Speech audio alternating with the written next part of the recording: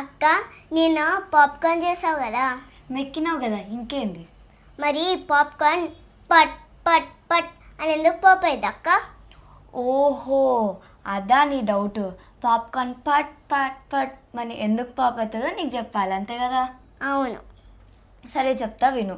Popcorn యొక్క కర్నల్లో కొంచెం amount of water ఇంకా స్టార్చ్ అనేది ఉంటుంది బబ్బీ.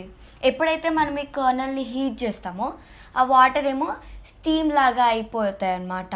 ఇంకా ఈ స్టార్చ్ ఏమో ఒక జెల్ లైక్ సబ్స్టాన్స్ లాగా అవుతుంది. ఎప్పుడైతే ఆ అవుటర్ షెల్ ప్రెషర్ని తట్టుకోలేదో పాప్ అని పాప్ అవుతుంది అనమాట. అప్పుడు ఈ స్టీమ్ బయటికి వస్తుంది, ఇంకా ఆ జెల్ అని ఇట్లా స్ప్రెడ్ అవుతుంది అనమాట. మరి సాఫ్ట్గా ఇంకా పఫీగా ఎట్లయితుంది ఆ జెల్ అని నీకు డౌట్ రావచ్చు. ఆ జెల్ సాఫ్ట్ ఇంకా పఫీ ఎట్లయితుంది అంటే ఎప్పుడైతే ఎయిర్ అనేది దాంట్లోకి ఎంటర్ అవుతుందో అప్పుడు అది సాఫ్ట్ అండ్ పఫీగా అవుతుంది అనమాట. అందుకే పాప్కార్న్ పాప్ అవుతుంది. అవునా అక్క? అవును బబ్బీ. మరి మీలో ఎంతమందికి దీని గురించి ముందే తెలుసో కామెంట్ సెక్షన్లో మెన్షన్ చేసేయండి. That's it for today's video. Please like, share and subscribe. Bye bye.